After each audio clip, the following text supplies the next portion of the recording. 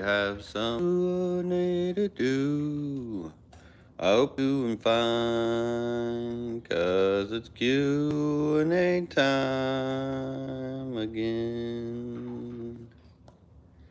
Hello world, welcome to another Friday Night Live Q&A, where you can ask the aquarium community and I questions on keeping freshwater fish, shrimp, and plants, whatever has to do with aquariums. That's what we're here for, to help you guys out. We've got an awesome community as usual. It's hard to complain. You guys are the best. You guys really are the best. But hello everybody in the chat. Glad to see y'all. I wish I could shout all your names, but then I'd feel like I'd miss somebody else's name. And then, I would feel bad about just that little bit. So I figured might as well just say hi. Hello to y'all. And as far as this week, a lot of clips of some of you guys may have seen my posts. Usually I have around 100 clips for like just the weekly things I've been doing with like building and whatnot that a lot of you members have already seen, since members are like a month or so ahead of the public, which all the videos that the members will see, you guys will eventually see. It's just they get to see it way before you guys get to see it. But anyways, holy crap. Can you guys hear that? Dang. That is the biggest, longest thunder roll I've ever heard. It's still going. It's about to storm. That like shook the barn. But anyways, 214 clips, so there's a lot to go on there. I've been working on it, trying to edit it. I hurt my editing finger where I gotta click,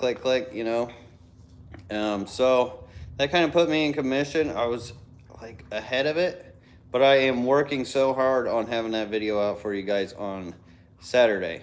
Sunday, everybody else will get a video, members Saturday, as it says on the banner of my home screen or home channel. And anyways, what I want to tell you guys is there's a ton of content that's about to come out for you guys. As much as I'm trying to get all this done, like building up and stuff, I can't help but, like, I've got to make some videos, And I know you guys have been waiting for them, so they're coming. Hello. We're having some wild storms here too, says Liquid Zoo. Yeah, it sounds like it's about to get wild out there. Holy cow, Don White. Thank you so much for the awesome $20 super chat. That is really cool of you. Appreciate you, Don White, and welcome. Oh, that's weird. Thomas G with the cloud in the heart thing, but it, like, they must have changed something on the chat here on my, like, texting or whatever, because it definitely showed up weird. That was weird. I thought I saw a question here. I know I saw a question mark a while ago. Oh, it's Craig.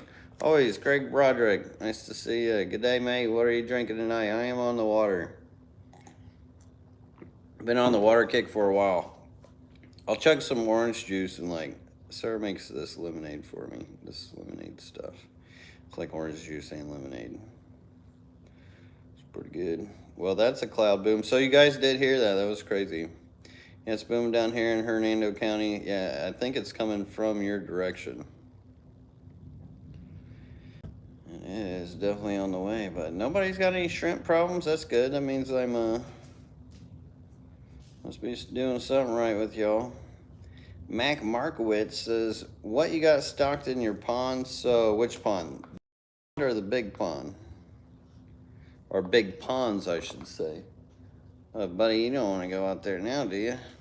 Wolftoe says, what's your option about going on with FWC? Or maybe my opinion?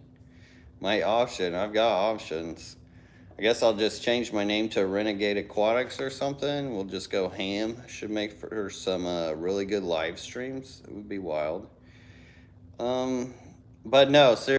As far as the FWC and the ruling, they ended up like realizing once again they're jumping the gun, and this happens like once a year. Like every year they try to push this kind of stuff.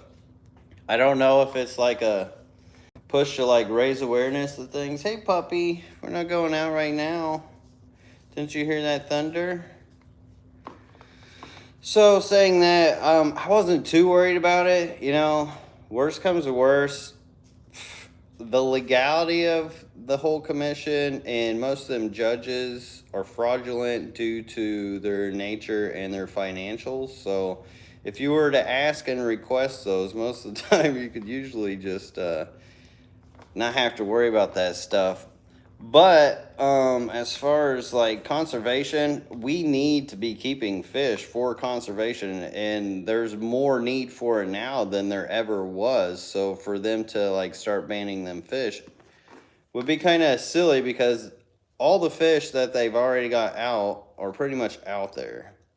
Now, if they really wanted to fix some of the problems, maybe they would have better programs that it would incentivize people to go out there and get like the big common plecos out of the waterways, and maybe give them like subsidize a program to where they get paid for it. I know in many countries where they actually eat those things, so they could make a little commodity out of them and program it properly to where it would be economical for them to even subsidize. So not only would it would hopefully not take so much from the taxpayer and take more from the profits of shipping and producing that market for them. So there's a lot of people, hungry people all around the world. Those common plecos really are a delicacy in many places. So, I mean, if they set up proper programs, then they could do us some justice.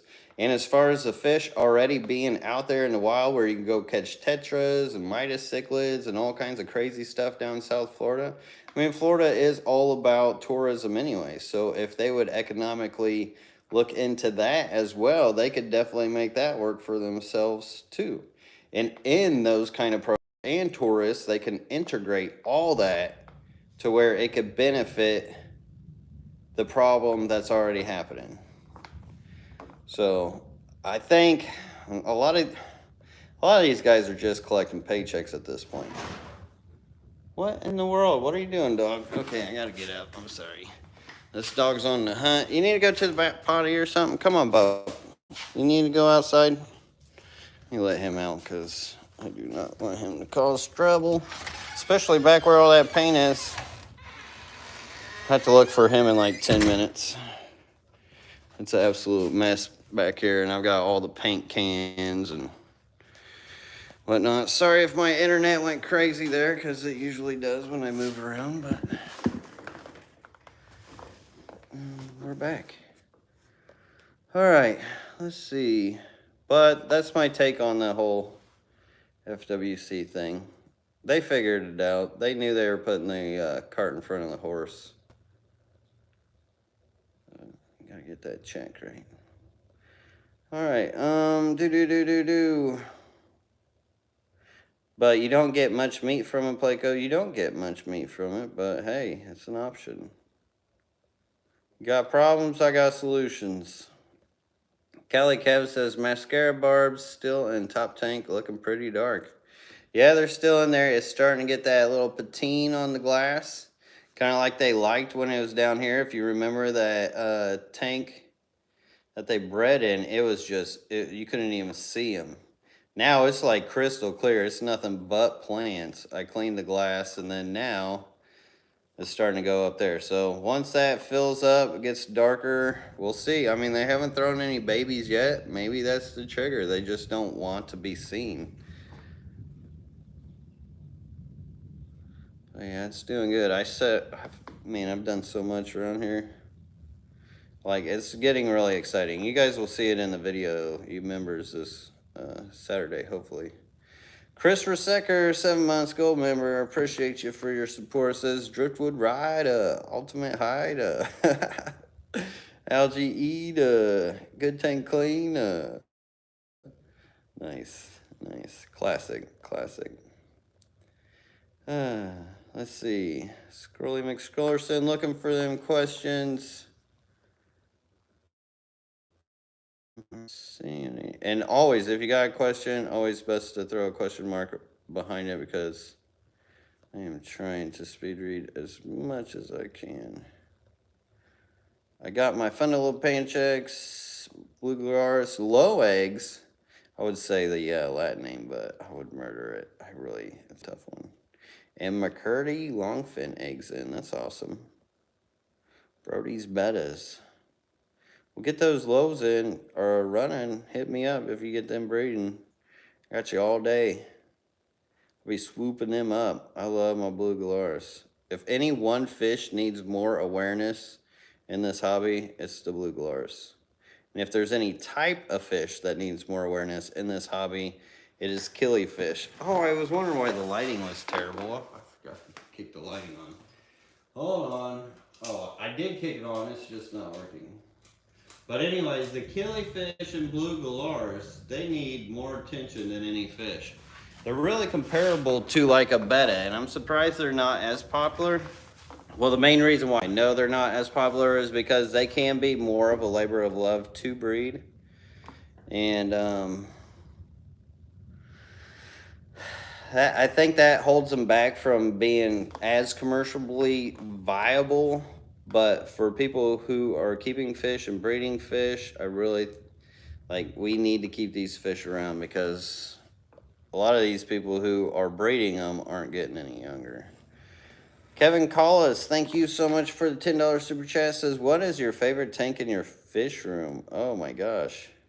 It'd be too hard to pick a favorite right now. Too hard to pick a favorite. Because there's many that are my favorites for different reasons. That could almost be a video of like my favorites for this reason, but I don't know. They all kind of doing their own thing right now.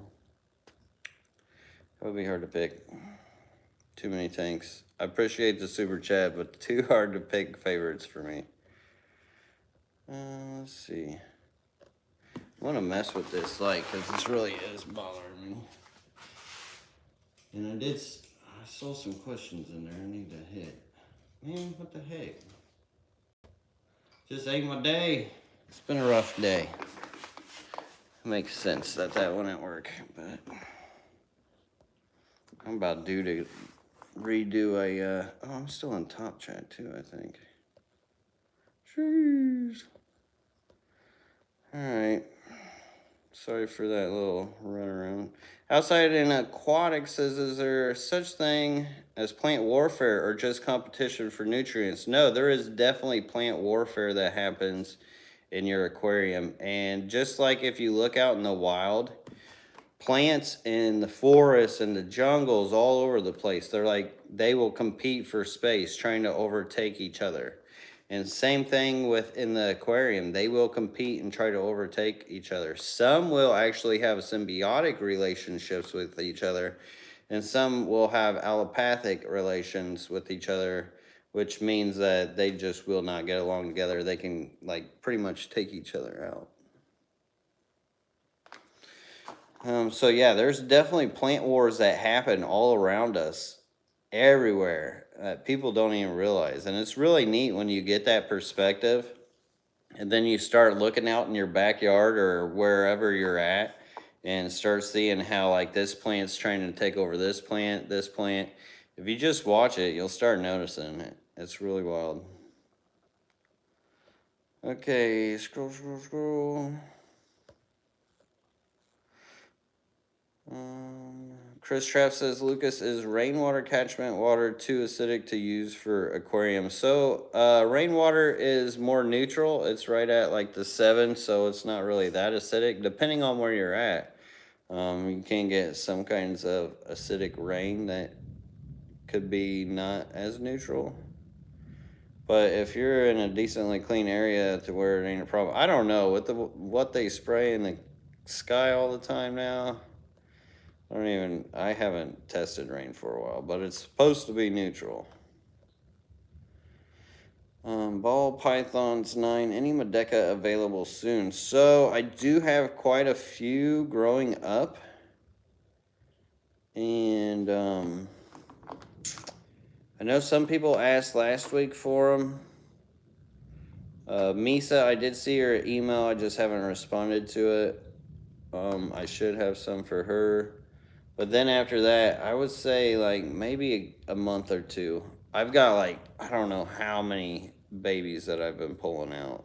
crazy amount. But there's only so many that have come to like different sizes. And like I would say in about like 6 months, probably like 4 to 6 months, I should have like a ton of them. Which you guys will be seeing all that in a video coming up soon too. Members sooner than others.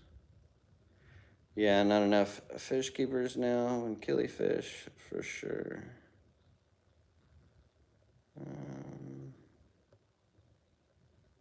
Let's see, Hook, Line, and Fishing says I finally got 12 mascara barbs from my local small fish shop. Pricey, but love them. Interesting. What type were they? Because you don't usually see the Assimilus in any shops or anything. The filamatosis you see often, but then you've also got like Rohanis. There's a few other types. Carrie Steen says, have you built a rack for granules? So I do got, that was actually one of my first rack setups was for my granules. In my closet. I had to have my closet space. What's this say? What's this say? Oh. I don't know why. Let me scroll. Was that one super chat? $10 super chat? Kevin Collis. And then this one's like covered up. What is that? YouTube. So there was a super chat, I think, for $10. It says, what is your favorite tank in the fish room? Was it the same question? Kevin Collis. Yeah, it was. I don't know why it double put that on there. And then it says over at welcome to live chat. Remember to guard your privacy and abide by your community guidelines. And then put that over that super chat after I duplicated it. What are you doing, YouTube? What are you doing to me? Don't you know I'm gonna Ron Burgundy this like totally Anchorman and just read what I see? Anthony Udovich says, do you have any killifish breeding? So me personally, I do not have any killifish breeding. I will sit there and talk about them all day long. I wish I had more time to breed them. I have to spend my time doing other things.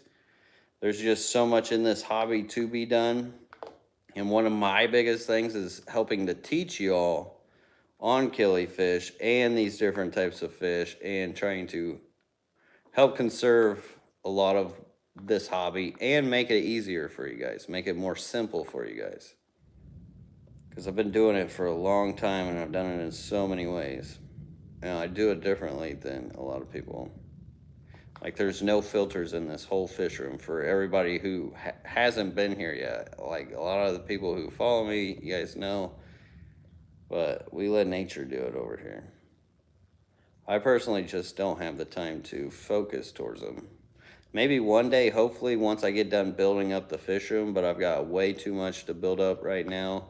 I breed mostly things that, well, are sort of easy to breed, but there are some that, like I had this really rare fish, the Glossolepis maculosus. I was the only person in the United States, or who even knows, like probably that's not from Australia that actually has it. And I had to make sure I got that one bred out.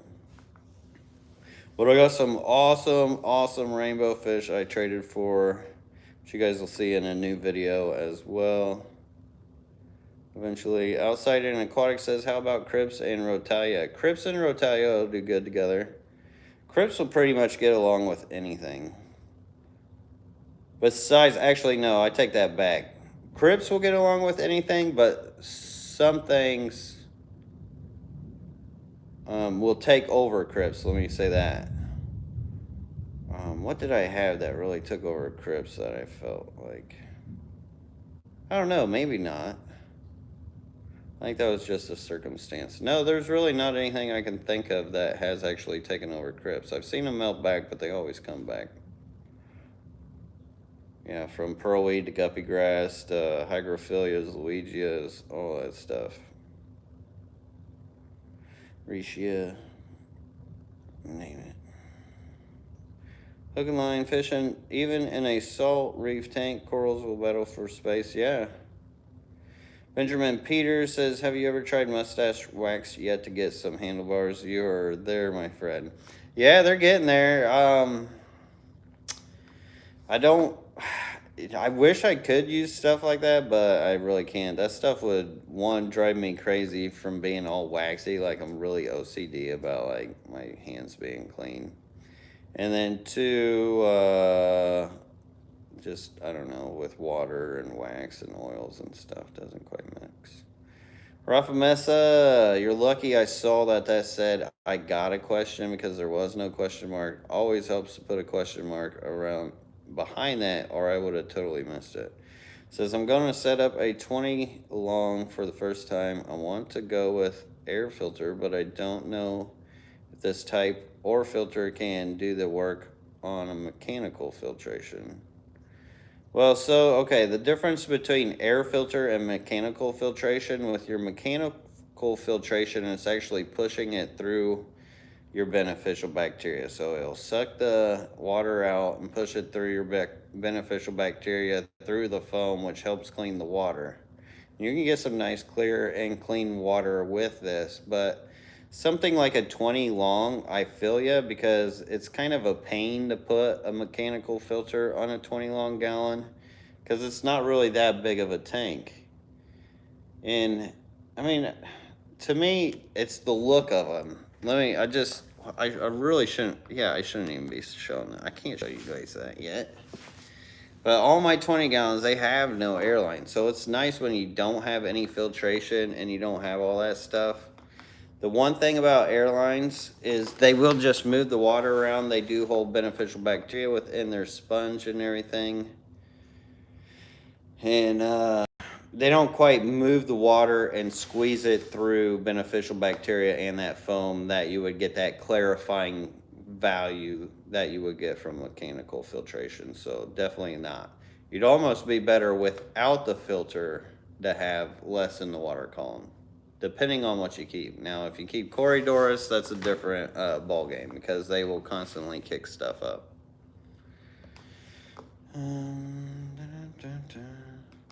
And then plus with air filters, this is what I like to do. Even though I don't use air filters, but when I used to, you want to get like a cup from, say you go to the gas station, they have the lids and it's got the hole through it where you put the straw.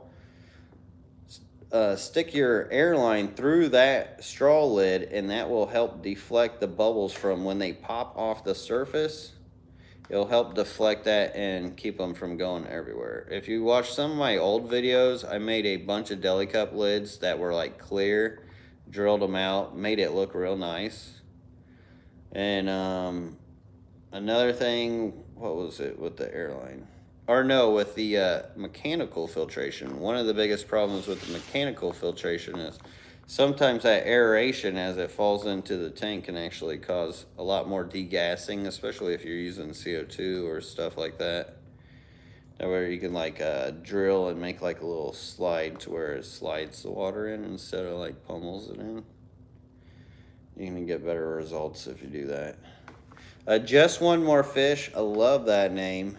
Thank you so much for the $5 super chat. Says, hello, hello. Do you still have that female zebra Akara? Love what you're doing. Keep it up.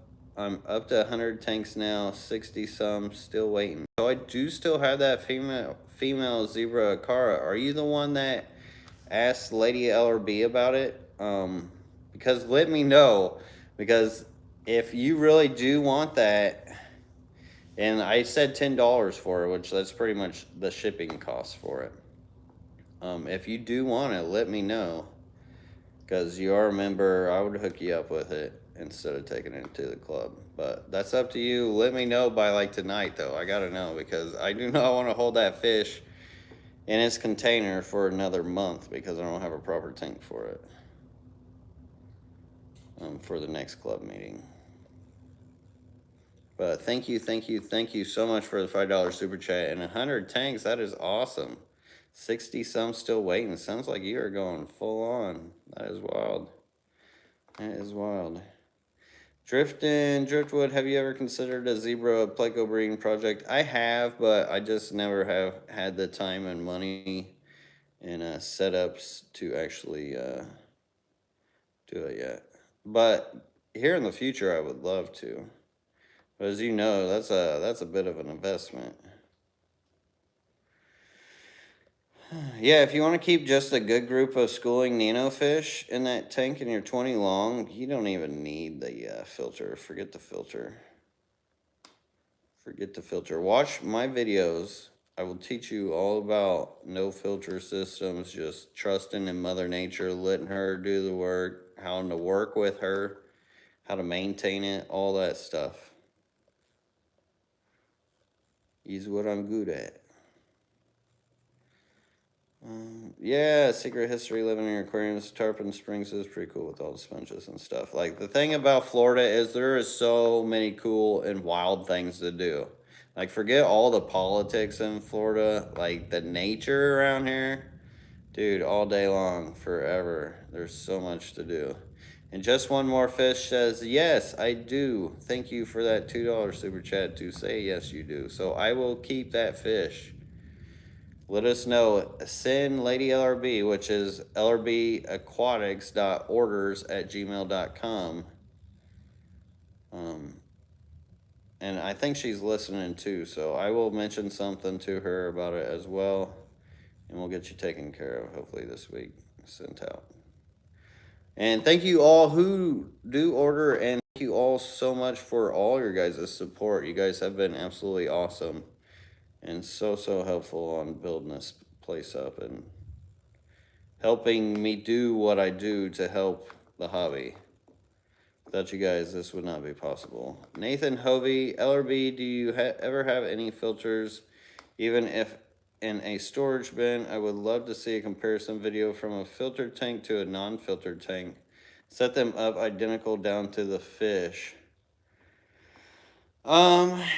So even if you did that, sometimes there's other variables that can play that you may not think about. But I don't have any filters anywhere. Like yeah, I have none. I left them all at the old house. Like, I didn't need them. I do want one canister filter. I think it would be good to have one canister filter.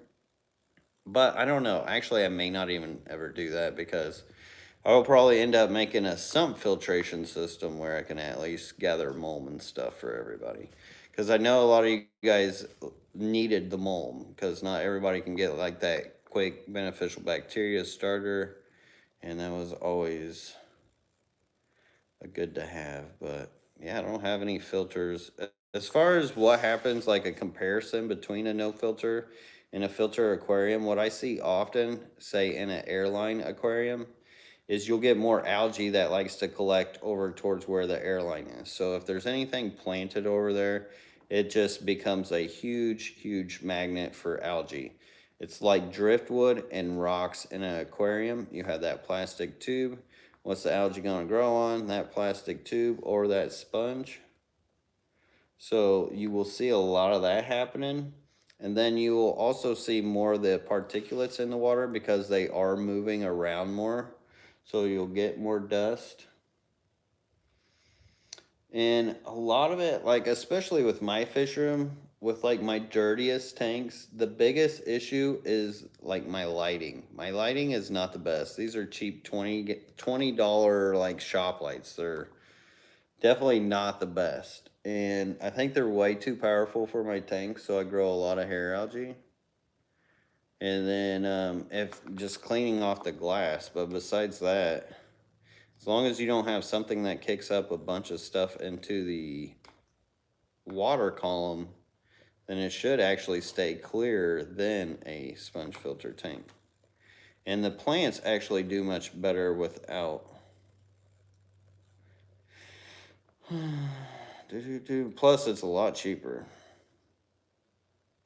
See, and like Chris Trapp said, fish keeping not cheap nowadays with inflation. Right, so if you can just do it with like a tank and some dirt you find in your yard.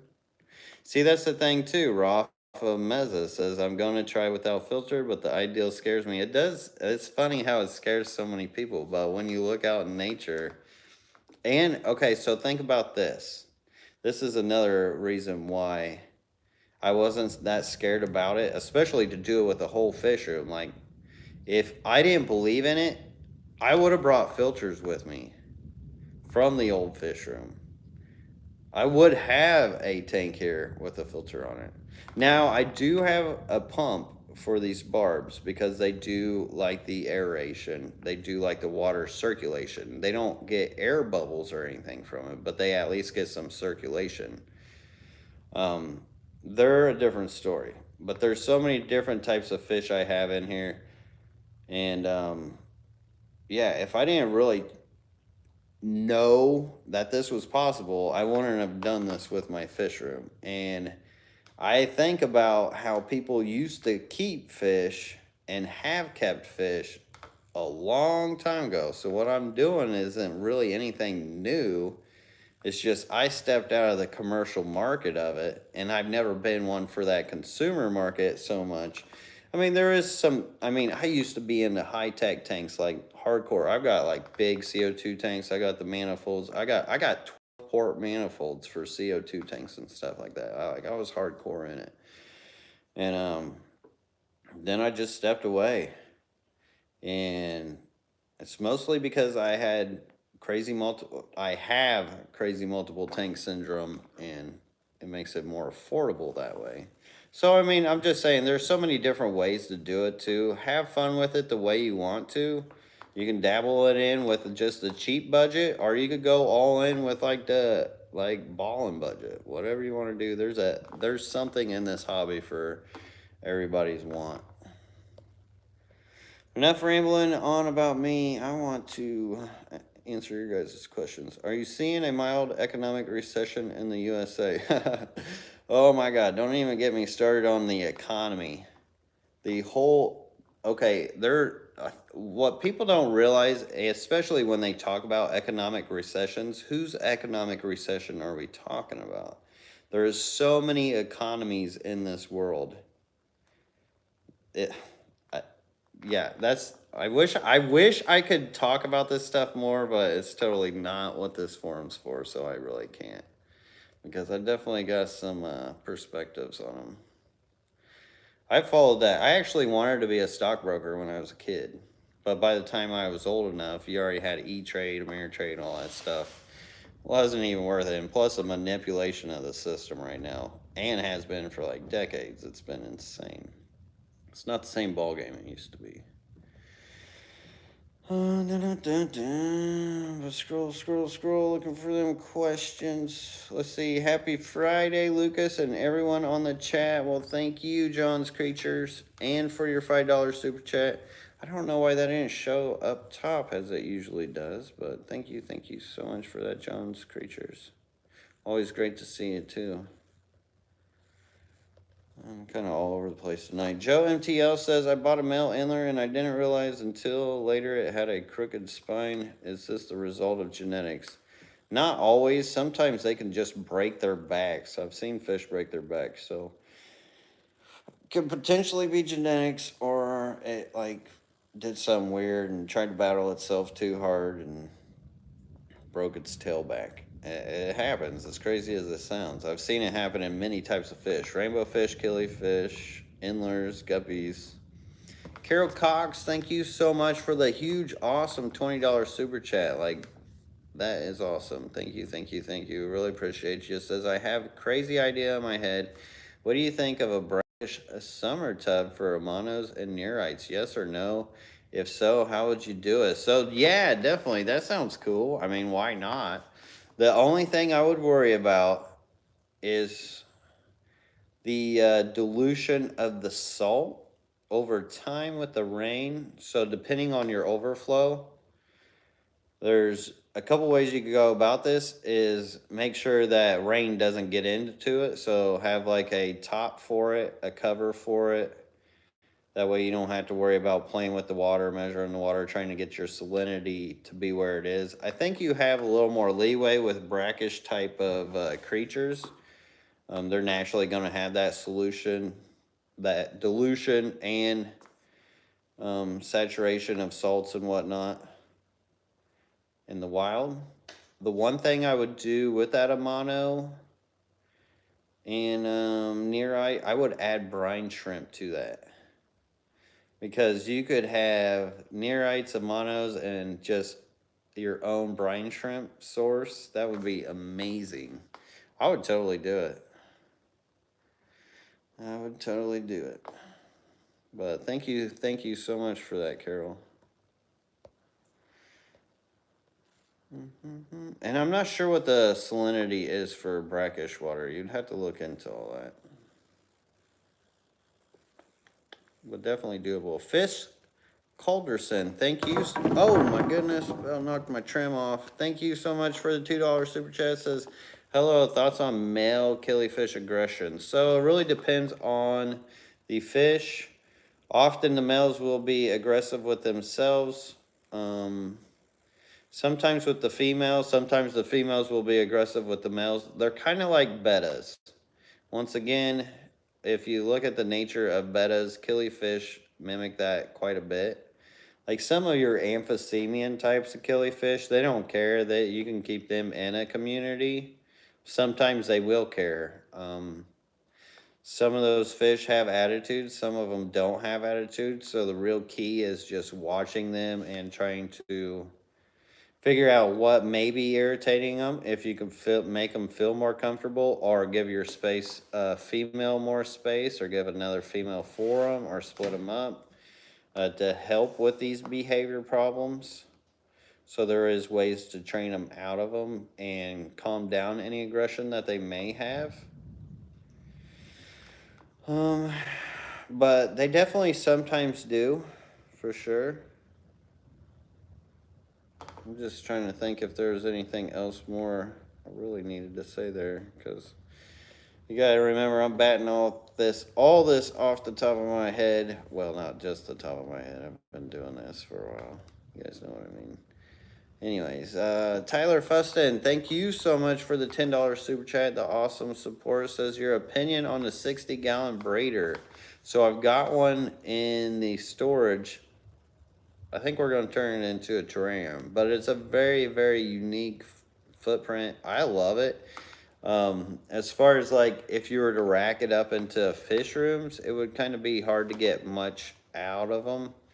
You would only really get to be able to go 3 high with them. Plus, that would be kind of a reach. And it would take a lot of length, but awesome, awesome footprint. Like, say if you only keeping one or a couple tanks. Oh, talk about a nice little sandbox play area. So I would go for it if you got the space for it. Because it's like an extended 40 breeder. It's like a 40 breeder and a half. They're awesome. Thank you so much for that support. I appreciate you, Tyler. Always great to see you around. Sorry if I'm missing anybody's questions here. They are rolling in. Trying to scroll my best down here. Make sure I don't miss anything. Okay, I'm not too far off the bottom. Jennifer Brennan says, are all your tanks the same parameters? My 7 tanks are all different. Is that normal? What is your thoughts on using rainwater? So, definitely my tanks aren't all the same, not at all. Many of them are very different. And really, some clues I have no reason to why. It is on how some plants will absorb some of the mineralization as far as hardnesses and stuff, but once you learn to quit pinpointing parameters, a lot of your heartaches will go away in this hobby. It's when people start pinpointing parameters, it becomes a problem because they try to fight their parameters, and in that fight, they end up causing more problems. So the best thing to do is, like, say you got a hard water fish. Just know you need to be over 200 TDS. I don't go off of pH. pH is a goose chase. It can lie to you. And it doesn't even measure very well. So if you want to really know your water hardness, get a TDS meter. That way you can really tell if your water is hard or soft. So anything under 200 is going to be soft. Anything over 200 is going to be hard. 200 is the neutral spot. So as long as you know that and you're within those ranges, that's about the only thing I would like really worry about. And then temp, depending on the fish. And then as far as using rainwater, There's nothing wrong with using rainwater as long as you're getting it collected from a spot that you know that doesn't have like a whole bunch of, I don't know what kind of runoff it's running off or how you're collecting it from your roof, but I know debris and stuff can sometimes come down in that. You could put filter pads into your catchment to help catch and clear all that stuff, which usually does pretty good. You can even put carbon for it to run through, which can help as well, but people use rainwater to do top offs and other things. But one thing you got to remember with rainwater is it is neutral, and it is acidic when it's still neutral, and it doesn't have any minerals in it. It is very slightly acidic, so it won't like break down the mineralization that's already in your tank very fast as say like something that was only 50 TDS. Or wait, no, that ain't right.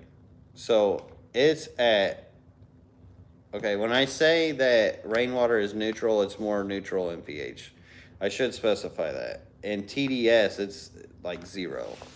It doesn't have a neutrality, but in pH it does, and that's usually in per hydrogen.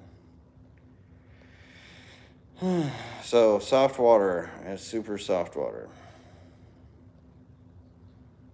Keep that in mind. There's no mineralization in it. All right, let's see here. Anybody use one of those cheaper RO filters that are out? I'm not sure which ones you're referring to, but like killifish and certain fish like that where you just need a little bit of rainwater and that soft water to cut with your hard tap water is a good way to mix if you don't want to spend the money on an RO filter. So what I used to do when I had super hard water, I'm talking about 400 plus TDS. It was like, if you did read the pHs, it was off the charts. You could not even. And I think the reason why those high pHs kill fish is because it is that per hydrogen. What's happening is you're getting a lot of oxygenation in that new water, and that oxygenation, that over oxygenation can actually kill fish. And that's why pH spikes often get blamed for it. But what I used to do at my old house with my hard tap water is I had my RO system where I would just cut it half and half. So whenever I did a water change, I'd do like a 25% water change. I'd do like 12.5% of it in hard water, 12.5% of it in soft water, so I would get my neutral water, which everything loves. Now I pretty much get that out of my well, which is freaking awesome. What TDS meter do you recommend? I just went off eBay. I get the cheap ones for like 10, 15 bucks. HM Digital, I think, is one of the brands. They all work pretty much the same. I don't ever like calibrate them or nothing. I always just pull them out of the box, slap them in the tank, and it works. It works pretty good. Never had to calibrate any. Never. I think they usually always come calibrated. The one thing they don't usually come with is batteries. So sometimes you do have to go hunt down like a special battery for them. So if you don't want to do that, make sure you find one with batteries.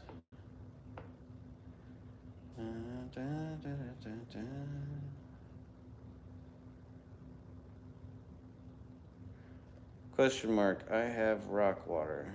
That's a question mark?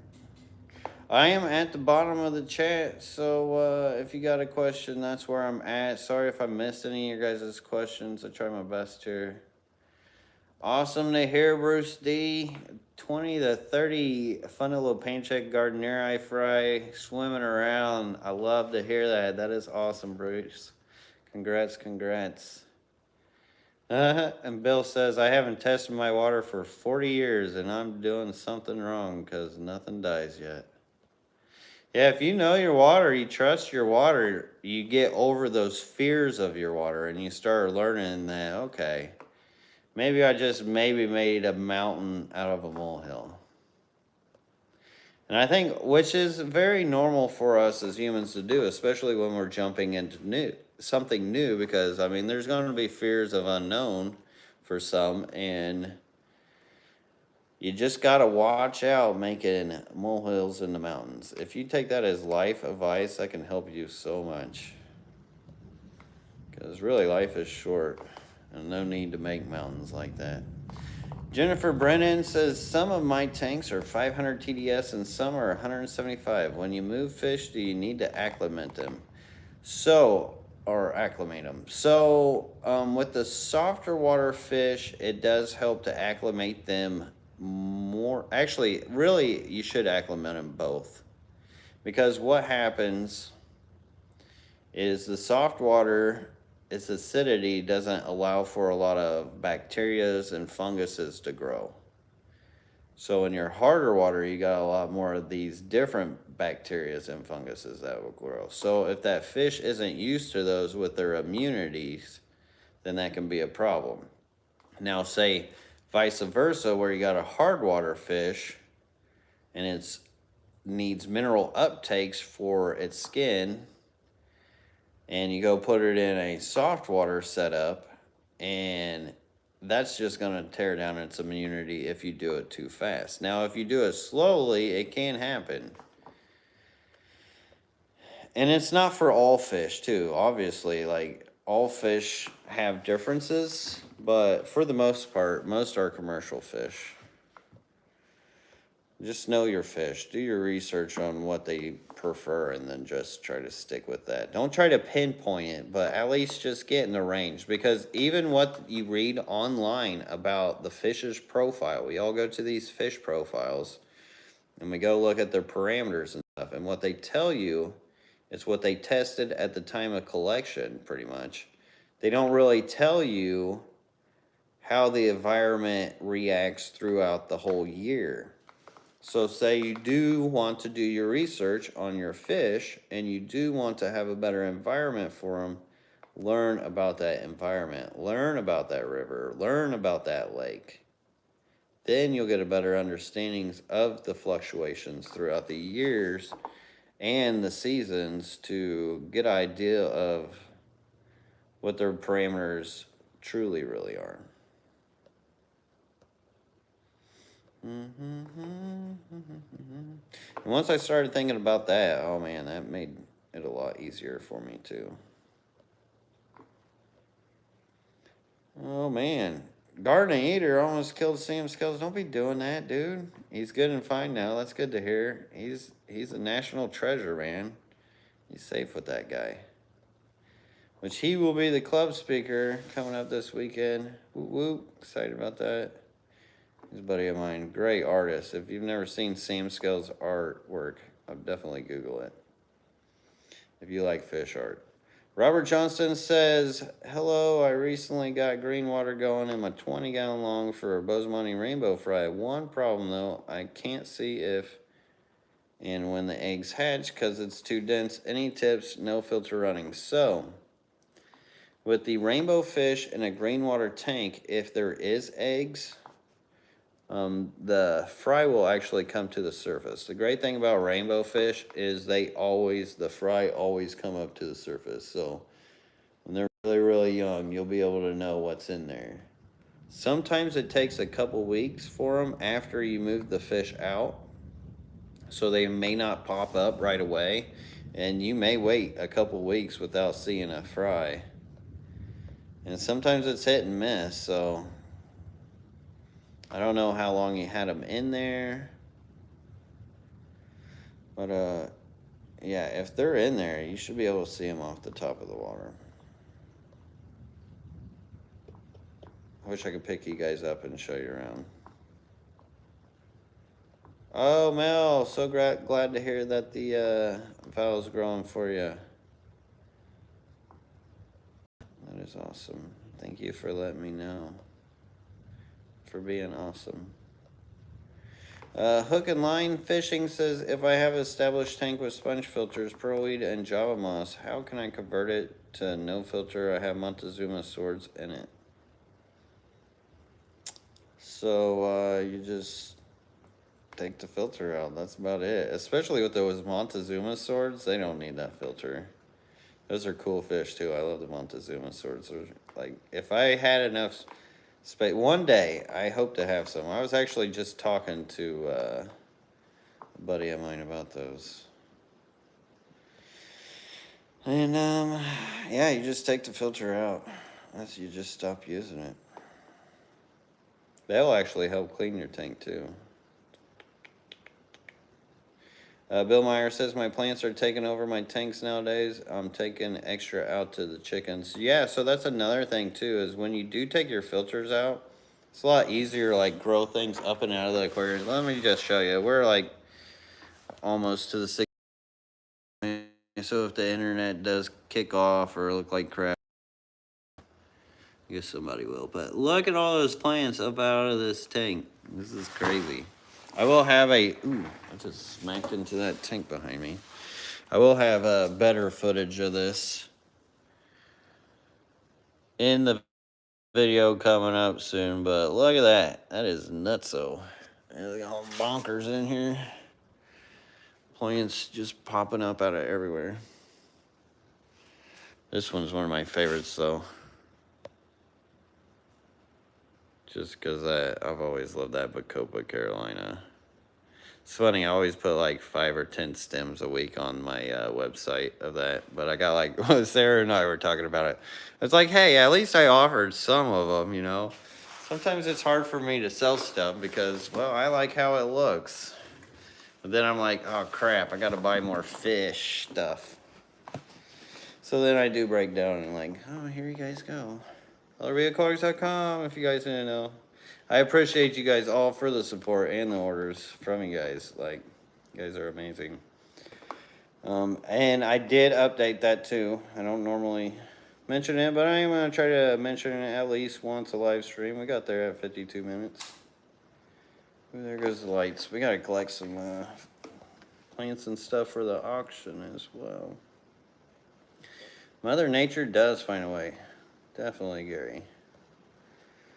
Let's see. Scroll.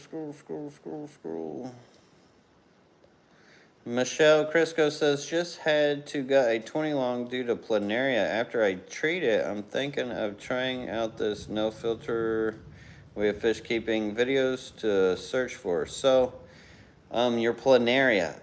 As far as ripping that down, I know it's a little after the fact.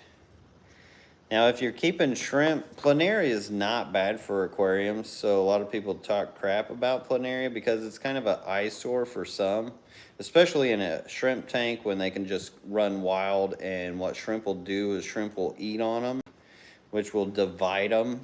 And when planaria gets divided, they just like reproduce and multiply off that way.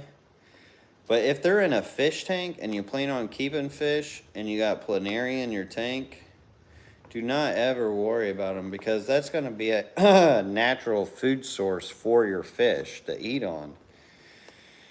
And as far as no filter setups, you're more than likely going to see a lot more microorganisms when you do no filter setups. So don't be scared of microorganisms like cyclops and like if you're doing shrimp, you may see infusorias. Usually if you're doing fish, though, they tend to, like, clean and peck on all those things. Like, they'll go hide in the plants or, like, into your substrate, the little copiopods and stuff like that, which these are all great for those no-filter ecosystems because as things break down, these are what the microorganisms live off. And they're not negative to your fish. They're all positive to the ecosystem. Now, there are bad bacteria. There are parasites and things out there like bad worms and stuff, but as far as keeping those out of your aquariums, this is why we quarantine stuff. There's a lot of beneficial microorganisms, way more beneficial ones than bad ones out there, and planaria is not one to worry about, in my opinion. But you can get rid of them with Pancure Seed Dog Dewormer. 0.1 grams per 10 gallons. Wait 72 hours. Do a 25% water change and then repeat it. Clint Flowers, thank you so much for the $10 super chat. Says, do you know how to breed Siamese algae eaters, and do they know how to determine which is female or male? Only been in the hobby for about 2 years, still learning. Love your vids and fish room. Roll Tide. Well, thank you so much for that support, and I appreciate the kind words.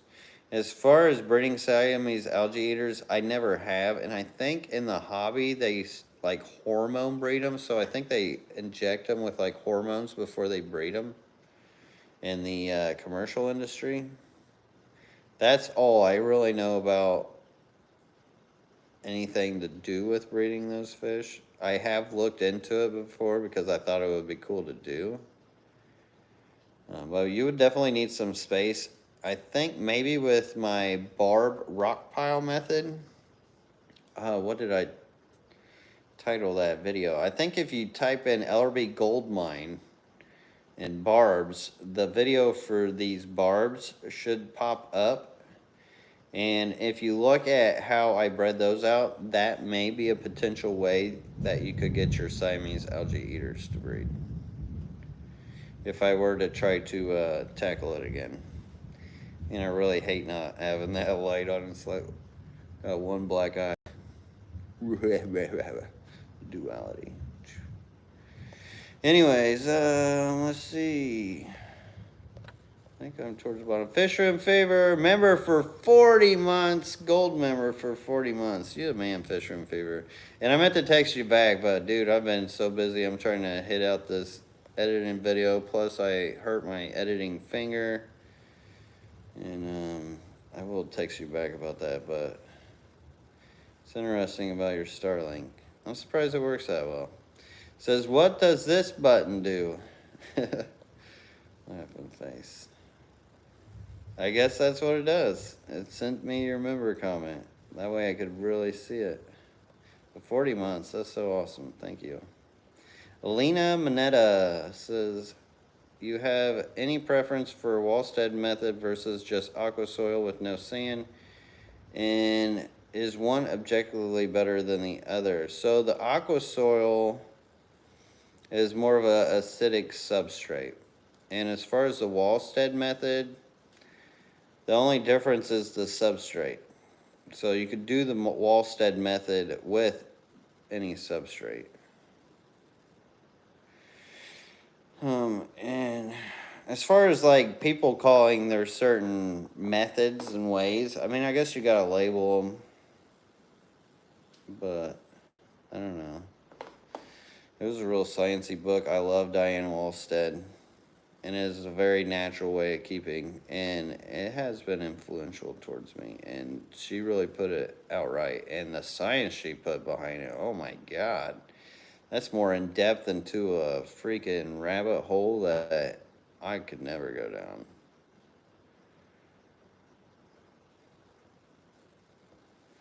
All right, let's see. I'm not seeing any last questions. We got 58 minutes. So again, you got to put the question mark behind it. When measuring fish, do you include the tail or exclude the tail? The whole fish, the whole fish. Not like reptiles or stuff. I don't think they do tails or something, I think. The struggles of YouTuber. My finger hurts from editing. Oh, just messing about.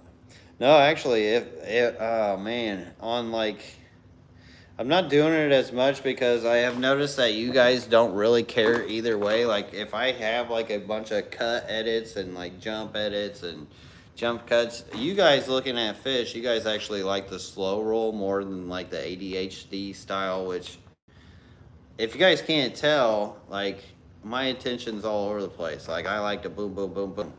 But I've noticed with a lot of you guys is like that as much. So I've been doing less of that. But when I was doing the boom, boom, boom, boom, oh, there was so many cuts and edits that would have to take place. Like, just to get through just a couple minutes would take me like 20 to 30 minutes, depending. Is a little crazy. But now I'm at the point where I've got to just at least come out with content for you guys. So And I can't just get an editor. One, they want more money than I even make off of a video. Two, it would be hard for me to express really what I'm saying and then have the editor understand it. So it's a lot easier for me to manage all the media as well. Alright, let's see. Looks like we're over the hour mark and everybody's jumping ship. Jim Clemens says, how long to grow out Pracox fry? How long to grow out for sale? You got at least 4 months. At least. If you do more water changes, you'll get there in 4 months. Less water changes, probably like 6. Brody's Betta says, I have the killifish eggs on moist, boiled, and rinsed peat moss in a Tupperware container from temperature. Is this good? So, I would not have boiled or rinsed that peat moss. So, peat moss is really acidic. It's antifungal. It's antibacterial. The whole point of why we put killifish eggs on that peat moss is for that fact that it's antifungal. Now, if you cook it and rinse it, it will break down the tannins. It will break down those antifungals, those antibacterials. So it could become more of a problem. What I would do, and what I have done when I was breeding killifish, is I would get a Ziploc bag. I'd put a bunch of peat moss in it. I'd put some RO water, preferably. RO water or distilled water. Get a jug of distilled water or RO water. Put that in with it. That way you don't have like bacteria and other stuff coming in. It's just better that way. Even though I think I did use my tap water at one point, it still wasn't a problem. But anyways, I would put that water in there with the peat moss, mash it all up so I've got all this wet peat moss, drain all the excess of water out. Then I would store that. I actually had that stored for a couple years. Never once did it mold, fungus, or anything. It always kept. I would use it. I'd just constantly pick out of it. So I wouldn't have to constantly process it. But that just shows you how well it will hold on shelves and stuff. The shelf life of it. So what I would do after that, I would have the eggs on the peat moss, and what you want to do is the first couple days, you'll see some, the infertile ones, that will start turning a fuzzy white. And I would get a toothpick, and I would pick the fuzzy white ones out, because if you don't, they have a chance of going to other eggs that may be close. With the peat moss, it helps that from traveling. Get rid of those. After the first week of checking on that, you should be set. Then from on, it's just waiting for them to eye up. And once you see the eyes forming on the eggs and stuff, you'll be able to know that, hey, I need to add some water, and they will be ready. So you can actually tell by watching the eggs when you should actually add the water as well. So I hope that helps you. I honestly would probably remove that boiled peat moss and redo it over again with just regular peat moss that hasn't been boiled and rinsed, because you broke down the integrity of it when you boiled it. But that's how you do the killifish. And if you want to have like an actual video of me showing you this process and collecting the eggs, putting them on there, I've got old videos. They're not the best. They're from way back. If you type in LRB Blue Gularis eggs, should be a couple videos that help show you all that kind of stuff. Or just LRB killifish eggs. Pretty much you can type in LRB anything about this hobby and I'll have a video for you on it. See, I could make tons of videos like a lot of people where I talk about the same subject here and there. It's harder for me to make those same videos. And I know I should, because like out of sight, out of mind for a lot of people. But if you do actually go and YouTube search LRB anything with any question that you have with this hobby, there's a video out there.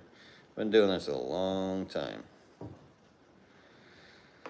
And let's see, Don Gallagher, DNA Snake says, how often do you do water changes with filterless tanks fully planted? So not all my filterless tanks are fully planted. I'm gonna get up since we're over the hour mark and show you this.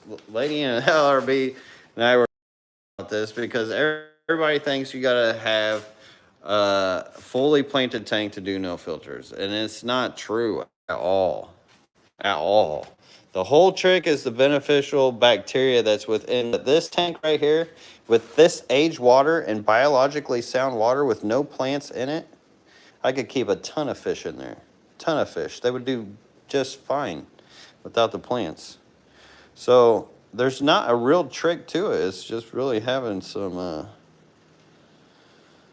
not to worry about it. And as far as how many water changes, I've never actually done full water changes in this whole fish room. I've never been through this whole fish room in full water changes.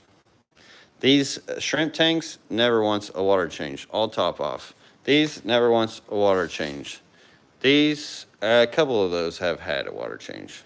This has had a water change. But these never had a water change. Top offs, top offs, top offs. Now, I'm not saying water changes are bad.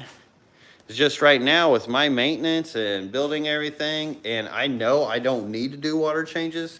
And if I did start doing water changes, these plants would grow faster than I could ever keep up with them, because plants love water changes. And for me, the reason why I don't do water changes is it's easier for me to maintain. And honestly, my fish prefer to not be disturbed, especially when it comes to breeding. So say you get into your tank every week, you're disturbing that tank every week. I know we're over the hour mark, but so many good questions in here. Shady Grady says, how do I get rid of limpets in my shrimp tank? I wouldn't worry about limpets in your shrimp tank. Those limpets more than likely will cycle themselves out because they'll clean whatever they're eating off. Then eventually that will be gone, and so will the limpets. And they won't hurt your shrimp either. So I would not worry about it. All right, Vince Lee says, how do you remove hair algae when it gets out of hand? I'm removing mine with long tweezers each week. Fish getting snagged on it from time to time. So yeah, it can be deadly if you don't take care of it sometimes. What I just pretty much grab it as a whole and just kind of comb through. Matter of fact, I've got a Shelly video that I will be showing you guys how I pull all that out. But if you work it right, you could usually pull it all out at once. But the best thing you got to do is just keep maintaining it like you are and pulling it out if need be. And I would say, I totally got distracted. Somebody just texted me. But as far as removing them, yeah, you just got to remove it. You may have a lot too heavy of light and too much nutrients that keep feeding it. And that with rocks and driftwood will constantly feed it. But have you ever used Nox ick? I hate that stuff. I do not like that stuff. If you want to treat ick, if you can, turn the temperature up past 86, or turn the temperature to 86 for a month. That'll get rid of your ick naturally to where you don't have to use chemicals. If you really insist on using chemicals, I prefer the Ruby Reef Kick Ick. And it's always worked great, but never been a fan of the Nox Ick. Stuff's nasty. All right, well, I appreciate you all for joining me. Thank you so much for all the support. And I hope you guys all have a great weekend. I'm going to hop off here. I got a ton to do. I got to get to editing. I'm hoping that I'm going to have your guys' video done. But I still got to get fish and plants and stuff and all that stuff. So anyways, thank you all. Stay tuned for all the content coming out soon. Boom, it's going to be there. Next time, everybody. Peace.